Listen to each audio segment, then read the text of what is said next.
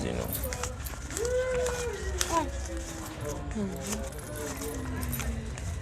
sizi n'osobola okubalamu n'olaba ezo ndazisuula mu muliro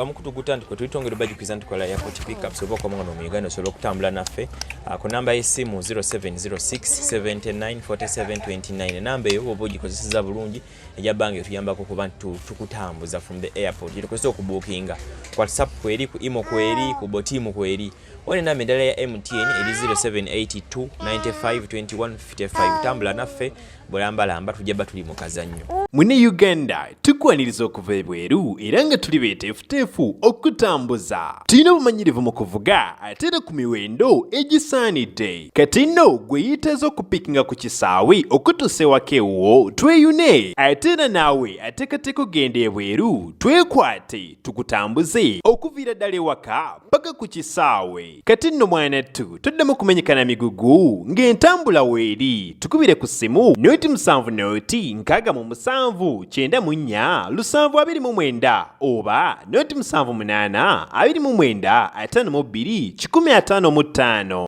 Kale nze Sonko Muhammad twongera okubanirizaako musiibye mutya obulamu buli butya buli omu yasinzira okubeera nga atulaba embeera ya kimpowooze tuli mwezi gwa 2 kitegeeza nti omwaka tugutambuza obuba gulina emyezi 12 ogw'omu guvuddeko tuli mu gwa 2 tusigaze emyezi 10 nze Sonko Muhammad tuli banda tujja tucheckinga ku bantu baffe once again tuli wajjajja wa Nakafu tulinawo Nakafu tulinawo ne Shivan baby mumanyi tuzze tukole follow up twatanga okubanga tubategeeza nti tujja tukola business ez'enjawulo zibeerenga zitambula eri abantu baffe tulabenga obulamu busobola okubanga butambula bweyongera mu maaso mpola mpola so wano we tuli tulina ejjajja twatandikawo ko business mpola mpola tutandika ne sente zaffe nti ni mitwalo 2 tulabe nti jjajja abaako kyakola nga kisobola okuba nga kimuyambako ne muzzukulu we ne muwala we tulabe nti obulamu butambula beerenga bugenda mu maaso mwebale nnyo abatukwasaganyizaako buli mu gy'abasinzira okubanga ali twongere bajjukiza nti tukola airport pickups oba okomawo wano mu Uganda twesige otambula naffe from the airport paka ewaka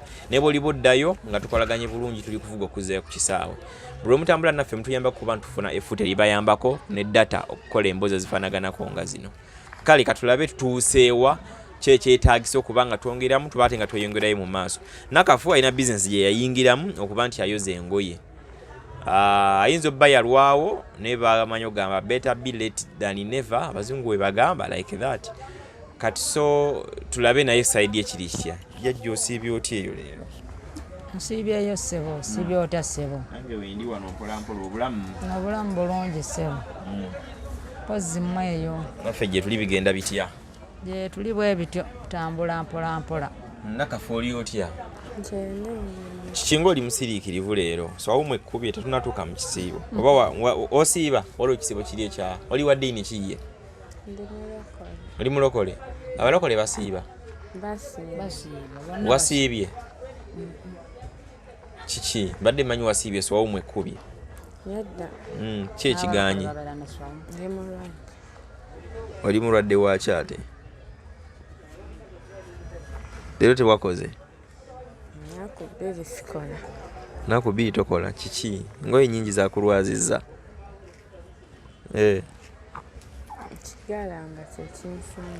ekigalanga ekigalanga kyekyo ekigalanga kyekitya ntanya olulya nga bakyogera kyabakazi abakabuzaala kyekitya kitera okukwata abantu nga bazadde naye kaakati kirabika oba kya mu lubuto omu nga kiruddemu kyo kikwata abakyala ekigalanga kitera bakwata mu biseera ebyokugenda mu piriyodi kiruma omuntu ng'agenda mu piriyodi ng'amaze okuzaala oba kati waliwo okukuluma nga ogendamu oba nga ovuddemu oba nga ovuddemu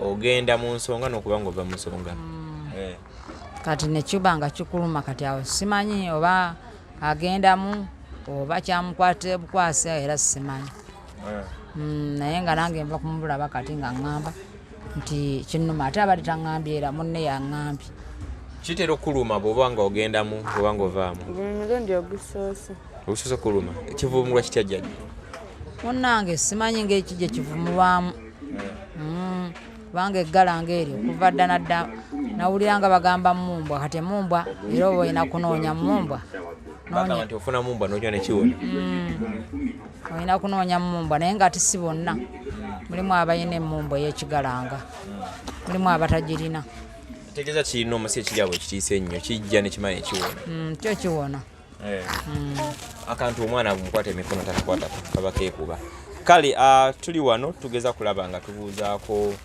kujjajja mpola mpola then Nakafu kati zo bakugambye olina kukola kigwo okuwona kuba kiruma gwe ino banga obuuzabuuzizzaako mbuzizaako naye abasinga tebabimanyi era ngeze mu kiriniki abakiriniki ne bagamba batya ne baŋŋamba omwana jjajja obakwatire ave okumpi gwakazindaalo ne bagamba batya kunkuba empiso ne bampawawo eddagala lye bampadde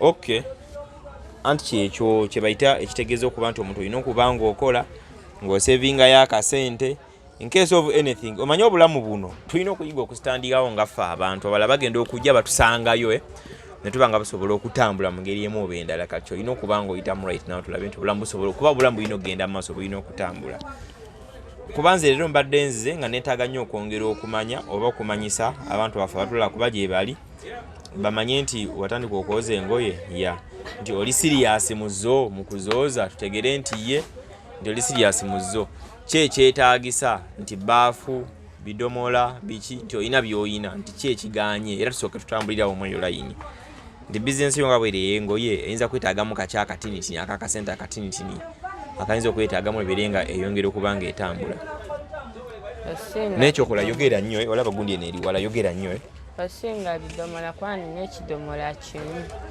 kimu akuleka abo abamu bembanjoleza ne mugamba sina kidomola nyambisaayo ekikyo nanyambisaako ekikye ebbaafu ze nina ziri bbiri kati buno obutono nabo obunsumbuwa kati mba neetaagayo ebbaafu endala ennene kidomola na bbaafu byebyo kyekirala nange okubanga ezo eza omo zigabira ab'edduuka eza omo sente za omo nga nange nzeesigaliza eza sabbuuni ng'ozeesigaliza otya olina edduuka erikola olina factory ekola omo ne sabbuuni nga neesuubulirayo bokisi yange nebeera mu nnyumba n'esabbuuni kubanga oli tasobola kuwa ngoye njereere era alina okwerako sente za sabbuuni so oli omugamba ina za sabbuuni n'azikuwa awo nze mba nsensinzewo bizinesi omeka nafuuka bizinesi maani ennaku zino kati ekidomola kiba kya sente mmeka kuba kyo kigula lumu ne kibeerera ddala kiba kya sente mmeka ekidomola yogera nnyo simanyi kubanga ndudde ate ebbaafu eyo gy'ogamba ennene ebbaafu nayo simanyi kubanga zino nnene tomanyi byonna ate bokisi ya sabbuuni ya mmeka ate ya omo zonna simanyi kwanze manyi genda aligula omo wa 5 sabbuuni batandikira abamu balina ow'olukumi batandikira ku 10 awo kyemanyiko kyokka kyekyo ekidomola kiba kya mmeka sente zakyo entuufu oba tozimanyi bulungi naawe ekidomola kyennyini kyasingi 7 ekidomola kya 7 ate ebbaafu ebbaafu ennene ya 2 ng'eba ya bbeeyi entono ya 1 kati so naye Nakafu yongera obuuze ofune sente entuufu ekidomola kya mmeka sente entuufu ebbaafu ya mmeka sente entuufu then obuuze ne sabbuuni eyo g'ogamba omuba kisaketi kya mmeka oba buno obubeera obwo bumusigula obw'ebitaano akasaketi kaba ka mmeka then tulabe oba tusobola kuyiya ne tukola business within the business whether tuguze omo ne sabbuuni bibeewo katukola nkola nti kati yakuwola sente twafuse bawozi ba sente tituzikuwa nitukugamba nti bwogenda n'ogula bugule biba bya sente mmeka biba gya 10,000 muvaamu mmeka amagoba nti 2,200 gye 10,000 nti kati gula ozze zisigale nga zizo so bwekityo kinaasoboka kusaidiyo kijja kusoboka kusaidiyo so kitugenda okukola kitwagadde okumanya onakola ate nnyo kyamanyi pozi ngwe nayo kyogamba abantu waneeno neyogera nnyo kuba ne wonagamba buli mulwadde noyogera empola bijja ba tebiina makulu nga tebawulidde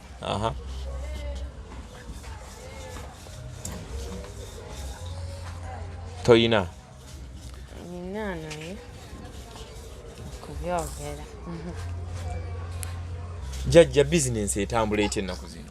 Business teyandibadde mbi nnyo naye obuzibu bwa transport. Twasembayo wano kulaba ng'ogamba enkeera ogenda sirika.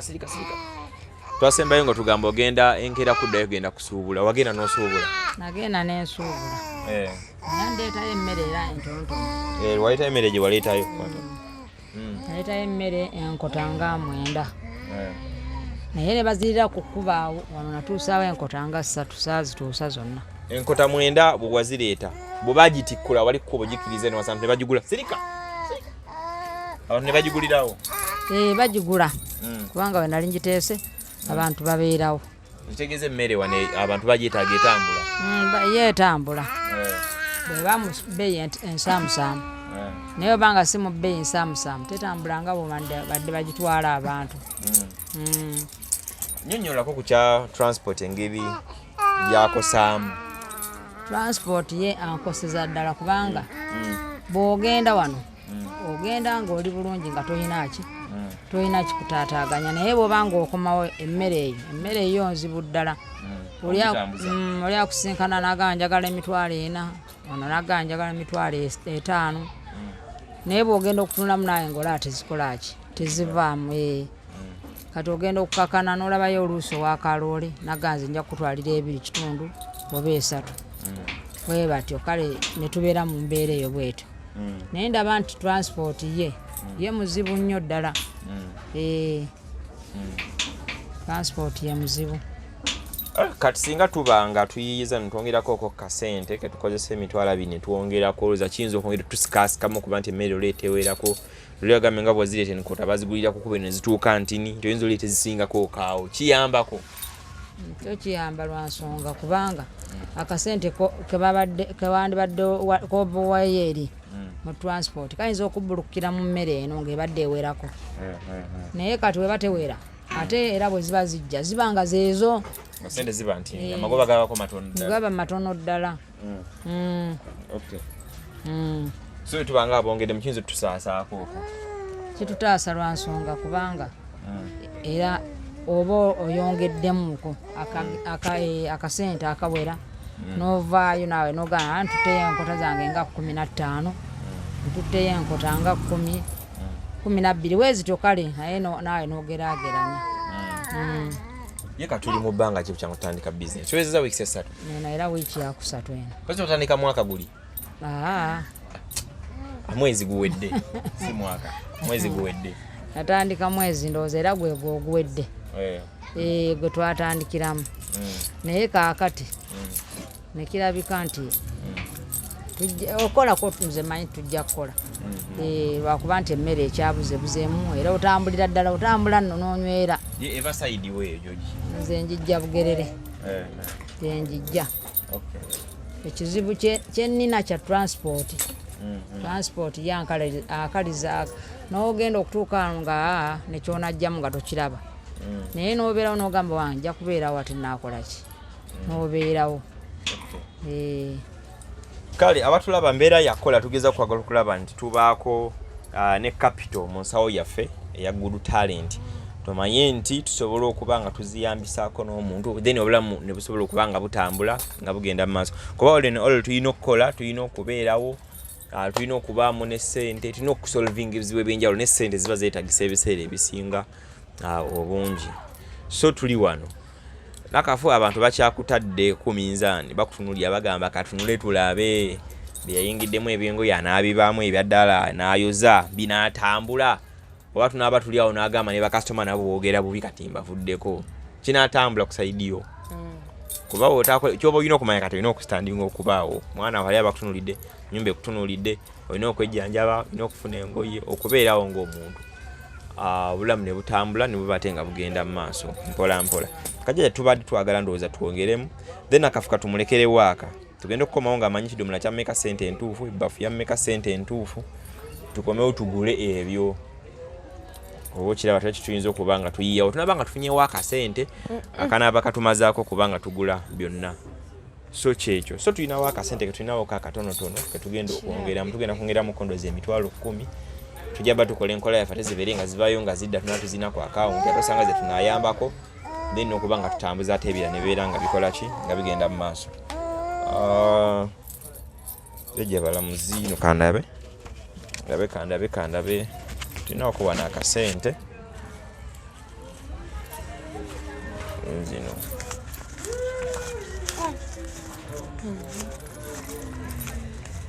sizi nawe osobola okubalamu n'olaba ezo ndazisuula mu muliro.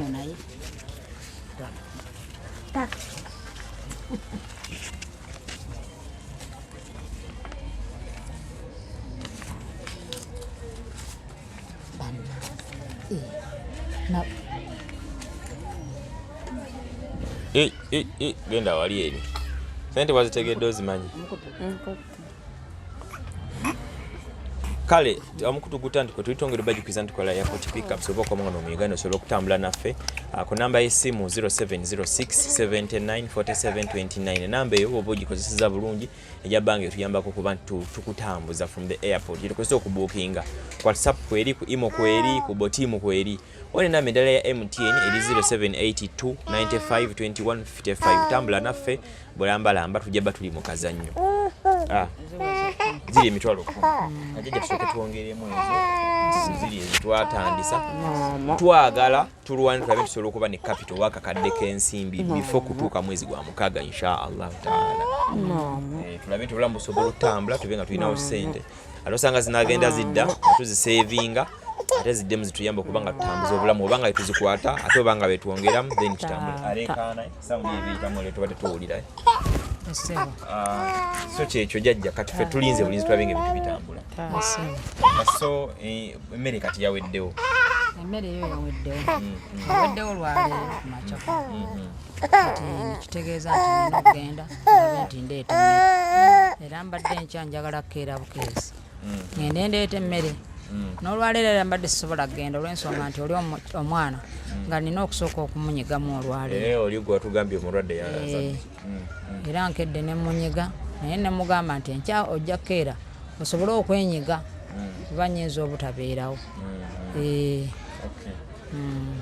Kale kati se nkyokeera ku makya bonagenda otuuka akawungeezo naba okomyewo ng'ogirese akawungeezo nja kuba nkomyewo.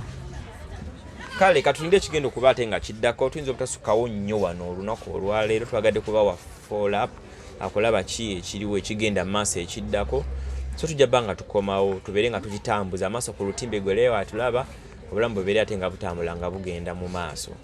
Waliwo omuntu eyabadde agezaako okumpa basale n'omukyalo omu ayina essomero liri ku Masaka Road awo bayitawo Nsangi. Kyala yaŋŋambye oba olinayo omwana ali mu bwetaavu nga agenda mu P7 nga yasobodde okufuna 4, 5, 6, 7 awewatyo first grade 4, 5, 6, 7 nga yafunye mu P6 agenda mu P7 nenge ebisale by'essomero bimulemeredde muleete tumuwe full basari tujja muweerera omwaka mulamba ogwa P7 gonna yekijja okukola jasola akasente katini ka admission bino kwewandiisa bwe bityo kati then requirements ze then school fees yakole ki zimuteekemu asasula omwaka mulamba balabe nti asoma bulungi ataddemu afune first grade ku P7 so yinzo bango liyengo ino omwana ngali mbwetaavu bona atwala ali mbwetaavu era kijja tegerekeka kuba twagala tuzibire muntu mukisa muntu ali bubi ate tugiguwa omuntu ali yaddeko kitegedde era tujja kujja tubikolera ku kamera byaffe mbimanyi bulungi nnyo tukime omwana atuwe interview omukyala agirabe then omwana tumutwale bamwerere omwaka mulamba full basari tukosukuvisit obayo wadde 10 obayo requirements byetaagisa bya mwana nga byalina okuba nabyo then asome amalirize. Kale nze Sonko Muhammad twongere bajukiza nti tukola airport pickups mutambule naffe ng'okoma wano mu Uganda. Namba y'essimu 0706794729 ku WhatsApp ku imo ku botimu enamba eyo kweri mba nayo ne wogikubako direct nja gikwata.